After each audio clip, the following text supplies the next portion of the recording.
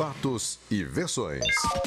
O que vai impactar a sua vida agora no Café com Política. E no Café com Política de hoje a gente tem o prazer de receber aqui nos estúdios da Rádio Super o presidente da Associação Brasileira dos Sindicatos e Associações de Classe e Infraestrutura, a Brasinfra, Emir Kadar Filho, e ele é também presidente do Cicepote MG, o Sindicato da Indústria da Construção Pesada em Minas. Bom dia, presidente, bem-vindo aqui à Super Notícia FM. Bom dia, Rodrigo, muito obrigado pelo convite. Vai ser um prazer fazer aqui um pouco de colocar a posição do nosso setor para você aqui. Prazer é nosso de recebê-lo aqui. Bom, presidente, a gente quer falar com o senhor a respeito da nova lei de licitações, que já teve uma comissão instalada na Câmara dos Deputados nesse mês, para avaliá-la e apresentar já algumas propostas de mudanças, ou várias mudanças. E me parece que o setor de vocês, o Cicepote MG, a Brasinfra, tem algumas reservas com relação à lei das licitações. E o ouvinte até pode estar se perguntando, mas poxa, café com política para falar de licitação? Gente, o assunto é importante, porque as licitações que são feitas pelo setor público dizem respeito diretamente a serviços públicos que também são prestados, a contratação dos serviços públicos. Então, primeiro eu te perguntaria, presidente, quais as mudanças na lei de licitações que estão previstas e que vocês estão, digamos, com o pé atrás na Brasinfra e no Cicepote MG? A gente considera que talvez uma alteração da lei nem fosse necessária. Talvez uma modernização do 8666 já poderia resolver realmente uma lei antiga de 93, já poderia trazer muita coisa para os dias de hoje. Mas talvez com essa pressão dos problemas que a gente teve no setor aí para trás, da Lava Jato, fez querer rasgar tudo para trás e fazer uma nova lei que para a gente não tem problema nenhum. O grande problema é que na hora que ela foi escrita, eu acho que foi pouco consultado o maior contratante e talvez o maior contratado, que são as empresas, o setor da construção e os contratantes também, que eu acho que os órgãos não participaram tanto. Quando a gente lê a lei, parece que ela foi feita muito pelos políticos e pelos advogados. O que acontece? A lei saiu com muitos defeitos. Estamos apoiando, se ela que vai vir, ela que vai ser implantada, apoiamos a lei. Mas ela não dá segurança jurídica, ela pesa a mão nas empresas na hora de ter mais garantias e ela continua desequilibrada. Ela não coloca uma garantia também do contratante, de um pagamento em dia. Nós não temos pagamento em dia. Existe sim, né, as cláusulas de atraso de pagamento que não são cumpridas, são pagas como favor. Lá na frente a gente pede para pagar, negocia. Quer dizer, elas estão no contrato, também não são cumpridos. A gente queria o seguinte, vai garantia para a empresa que na execução de obra de 20%, que o governo também dê também uma garantia para as empresas de 20%. Pode fazer tudo igual, não temos medo de nenhuma exigência, mas queremos igualdades. Temos também alguns pontos aqui, a atestação, está praticamente matando a atestação das empresas, acabando com o histórico e acabando com o que elas sabem fazer, provando que sabem fazer. Então você vai ter empresas incapazes de fazer... Sem know-how. Sem know-how nenhum, fazendo serviço. Então a gente tem que bater nesse ponto de voltar às atestações. Descontos lineares. Desconto linear mata a engenharia. A engenharia fala, eu posso fazer dar um desconto maior aqui, que eu tenho alguma coisa melhor para fazer, um equipamento mais moderno, não posso fazer ali. Não, o desconto terá que ser linear, segundo a nova lei que a gente está lutando para mudar. E o modelo está errado. O modelo tem que ser voltado ao resultado e não ele ser voltado ao meio. O que eu estou querendo dizer? Ele tem que imaginar o que eu vou entregar. Se eu entregar o que ele licitou da maneira correta, com a técnica correta, dentro do preço que foi a empresa ganhou, está ok. Não.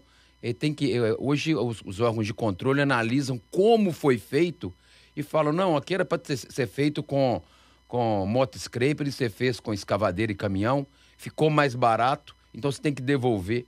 Isso é matar a engenharia. Isso que é engenharia. Se eu consigo fazer a mesma coisa com economia, eu usar a engenharia, isso tem que ser revalorizado cada dia mais. E não, isso é visto como uma lesão ao erário público, que é uma visão totalmente errada. A lei que existe hoje e essa nova lei que está sendo gestada na Câmara dos Deputados, a qual a gente se referia agora há pouco, presidente, Essas duas leis, elas prevalecem ou podem talvez ajudar a existirem casos de corrupção?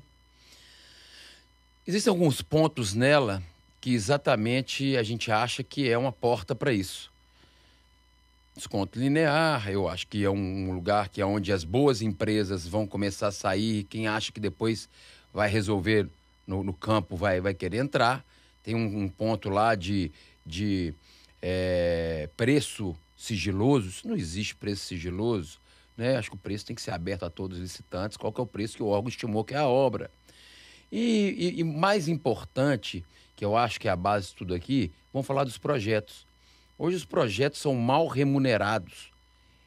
Muitos projetos ruins, mas não é culpa dos projetistas. É culpa do contrato, a economia do Estado para poder contratar um projeto. Ele contrata um projeto barato, pedindo pouca detalhamento do projeto, e isso a gente recebe. Quando chega na obra, acontece o quê? A gente descobre muitas falhas do projeto contratado, foi contratado daquela maneira, com pouco detalhamento. Chegamos lá, acontecem atrasos de obra, que geram depois uma burocracia para você poder rodar aquilo lá, e depois acontece com o que todo mundo não gosta, que são os aditivos. Então, a importância da gente valorizar o projeto e licitar como técnica e preço vai diminuindo os riscos, tanto do contratante como do contratado. É o famoso barato que depois acaba saindo caro? Sempre sai mais caro. E o problema é que isso é em todo o país.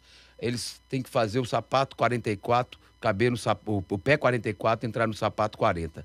Não se faz o orçamento e licita. Ao contrário, eu tenho tantos milhões e tem que caber a obra na verba.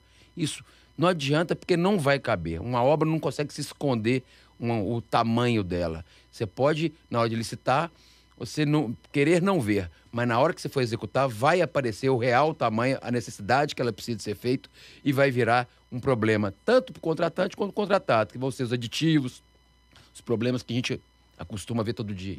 No começo da entrevista, presidente, o senhor falou aqui com a gente que defende mudanças, que é necessário que haja mudanças mesmo, mas talvez não uma nova lei das licitações, mas alterações na lei que já está em vigor. E aí eu pergunto para o senhor, quais seriam as mudanças que vocês da Brasinfra, do Cicepote MG, sugeririam nessa atual lei que está em vigor? Não, são as mesmas mudanças, isso que é o bacana. A nossa opinião não muda em qual lei que está sendo... a gente pega o mesmo trabalho que fizemos de sugestões para a nova lei e colocamos como sugestões para alteração da em vigor. Mas o importante é que, da maneira que está saindo a lei, nós vamos ter... E essa lei é importante falar. Estamos falando para obras, mas essa lei ela é para todas as licitações que existirem no país. Ela é para qualquer setor. Então é importante, nós talvez sejamos os maiores usuários dela, que somos os contratantes das grandes obras públicas. Mas ela o que acontece para uma construtora vai acontecer para quem vende café, para quem vende qualquer coisa. Ela se expande a tudo. A gente queria mais segurança jurídica, que é um ponto que a gente não tem, garantias de pagamento, né? A gente quer uma igualdade de direitos e deveres. A gente sempre está lá mendigando o pagamento. Por quê? Eu fui contratado, tenho um contrato, quero fazer a obra e quero receber a obra em dia. Parece que pagar em dia é um favor. Esse tanto de abandono de obra pública que a gente vê acontecendo, sobretudo agora nesse período de crise, Brasil afora, é um reflexo disso? É um reflexo disso aí, porque as obras, né, foram algumas ganhas por empresas, né, numa loucura aí do desespero. A gente, quando ela vai fazer a obra, ela encontra lá no projeto as falhas, né, o desconto que ela deu não consegue corrigir aquilo, ela não tem folga para um erro na obra, ela vai pedir um aditivo, o governo pode não dar. Então acontece, todas as obras hoje estão com problema. Eu falo muito, o pessoal até assusta, que o sonho da empresa é não ter aditivo. Eu falo, como assim? Você pode ter um direito de até 25% de aditivo? Eu falei, toda vez que eu tenho aditivo, eu estou perdendo. Quando eu tenho aditivo, quer dizer que a obra não foi programada do tamanho real dela, porque parece que o aditivo é uma coisa que eu só recebo e põe no caixa da empresa. Não, o aditivo é um novo escopo de serviço que não estava programado, meu custo fixo aumenta, eu continuo gastando, né, para fazer talvez um pouquinho de obra. Então, o ideal para a gente são projetos de qualidade, né? Sendo uma licitação realmente remunerando o preço correto e toda a obra que vai ser necessário, que eu não tenha aditivo, que eu posso até adiantar o prazo em vez de atrasar. O sonho das empresas hoje é adiantar prazo e diminuir custo fixo. Agora, eu pergunto para o senhor também, presidente, o seguinte: em meio às necessidades que existem do governo, de tentar fazer uma obra num tempo mais curto por um valor também mais adequado, e as necessidades que o setor da construção civil pesada tem, existe uma saída de meio, uma saída de consenso, uma saída talvez aí que esteja entre as propostas que vocês apresentam e as propostas que às vezes o governo pode ter? É possível haver uma margem de negociação? O nosso negócio é um negócio que a gente parte de um preço feito pelo órgão. Acho que é um setor que só pode dar desconto. Eu não posso dar aumento. A pessoa de uma commodity, ela vende um café, ele hoje é 12, amanhã ele é 15, depois ele volta a 8, ele é uma commodity. Nosso preço não. O órgão vai lá, calcula um orçamento, eu só posso ir dali para baixo. Então, realmente a competição é a melhor coisa que tem para ganhar. Agora, a gente não defende o menor preço. Sempre defendemos que o menor preço entre os capazes de fazer a obra. Esse é o ponto. Tem que contratar de qualquer maneira pelo menor preço. Aí eu faço sempre uma brincadeira. Você operaria sua mãe do coração com o médico mais barato que você achasse no catálogo telefônico? Porque o setor público contrata para fazer a empresa mais barata que ele acha, como se fosse no catálogo telefônico. Não. Você vai procurar um médico que tem um preço bom, mas que tem uma experiência e uma qualidade, que é a técnica e preço, que é valorizar a atestação. Então, acho que esse é o melhor exemplo para a pessoa entender, o ouvinte entender o que eu estou falando neste ponto. Tem que ser o menor preço dentre os capazes de fazer a complexidade daquela obra. Presidente, a gente está conversando hoje com o presidente da Associação Brasileira dos Sindicatos e Associações de Classe e Infraestrutura, a Brasinfa, Emir Kadar Filho, e ele é também presidente do CICEPOT-MG, que é o Sindicato da Indústria da Construção Pesada em Minas Gerais. Eu queria falar um pouco também desse momento, a gente está falando dessa questão tão às vezes específica, que é a questão das licitações, mas tudo isso revela também uma dificuldade política que às vezes a gente vive no Brasil. E a gente está num ano que é ano de eleições presidenciais. E eu pergunto para o senhor, do ponto de vista de presidente da Brasinfra, também do CICEPOT-MG, o que é que vocês esperam, o setor da construção civil, da construção pesada no Brasil, esperam dessa eleição presidencial? A gente está num debate muito forte, num debate muitas vezes fraticida e pouco produtivo no Brasil, com opiniões por vezes extremadas de um lado do outro.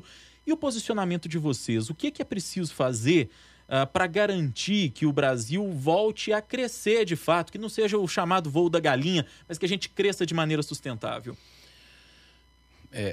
A gente tem uma posição muito firme que a gente precisa, isso é claro, e isso talvez não é visto, e também na hora que você conversa, vê as gestões dos governantes, eles talvez não enxerguem isso ou talvez não queiram enxergar, é que a saída do Brasil está no investimento em infraestrutura. Não existe nada que fomente mais geração de emprego, né, de impostos, do que a infraestrutura rodando. Porque tudo é infraestrutura. Uma construção de um prédio, de um hospital, de uma estrada, de uma barragem. O que adianta recorde de produção de grãos se você não tem estrada para escoar? O que adianta recorde na produção de gado se você não tem como escoar? O que adianta o Brasil, aí, o minério, o preço subir, se você não tem um porto para escoar? Então, de que adianta a gente estar bem e sem hospitais, escolas? Tudo passa pela infraestrutura. E a infraestrutura, o interessante é que ela move a cadeia completa. Quando a infraestrutura chega num lugar, uma obra entra, começa, ela mexe na cadeia. Posto de gasolina vai vender mais, alimentação, aí você vem com vestuário para uniforme, aí compra vidro, aço, ferro, toda a cadeia, o tanto de empresa que está por trás da cadeia produtiva de uma construtora é uma coisa absurda.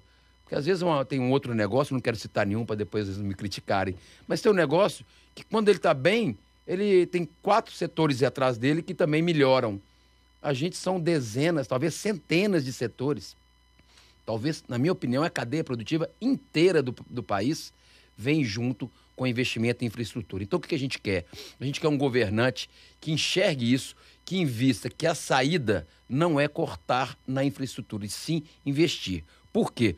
Porque o que aconteceu quando veio a crise? Quando veio a crise, onde a primeira coisa que os governantes cortaram foi no investimento. E o investimento são as obras. Investimento, às vezes, é visto como gasto no Brasil. Ele é visto como gasto, e o nome chama investimento, exatamente o contrário.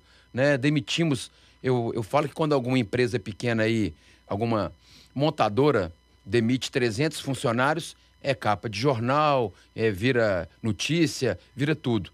Nós demitimos aí 60 mil, 70 mil, no país todo quase 600 mil, e eu não vi nem numa entrelinha que o setor nosso demitiu 600 mil no país. Presidente, em meio a tudo isso que a gente falava agora, dessa necessidade apontada pelo senhor de que se discuta a infraestrutura, de que se invista na infraestrutura, nessas pré-candidaturas que estão colocadas ao Palácio do Planalto até aqui, com esses nomes que já se apresentaram, com esse nível de debate que, lamentavelmente, ainda é muito baixo no que diz respeito à presidência da República. Para a gente encerrar a entrevista, eu pergunto ao senhor, o senhor já percebeu alguém que tenha, de fato, feito um discurso, que já tenha buscado diálogo com o setor para investir, de fato, na infraestrutura? Não, a gente não tem um nome aí, cada um pode ter o seu em particular, mas nós, como setor, estamos fazendo um trabalho. Vamos fazer nossas propostas aos novos candidatos e vamos entregar a todos e pegar um feedback para realmente acharmos quem que vai fazer o que a gente acha que é necessário para o Brasil sair dessa. A gente ainda falta ter proposta de fato, né? Isso a gente não tem visto, acho que em candidato nenhum, né? Exatamente, por isso que eu estou falando, que a gente está fazendo o contrário. Nós vamos construir a nossa proposta para o setor da infraestrutura e entregar o candidato. Se eles aderir e falar, não, concordo, vamos fazer isso, aí sim seria um candidato que a gente acha que deveria apoiar. Emir Kadar Filho, ele é presidente da Brasinfa, que é a associação Brasinfra, que é a Associação Brasileira dos Sindicatos e Associações de Classe e Infraestrutura, e é também presidente do CICEPOT-MG, o Sindicato da Indústria da Construção Pesada em Minas. Foi nosso entrevistado hoje aqui no Café com Política, falando a respeito da disputa presidencial, falando a respeito também da nova lei de licitações. Gostaria de agradecer a presença do senhor aqui, foi um prazer conversar. Eu que agradeço, Rodrigo, muito obrigado aí pelo convite e estamos à disposição. E espero ter contribuído aí com a rádio, com os ouvintes. Muito obrigado mais uma vez.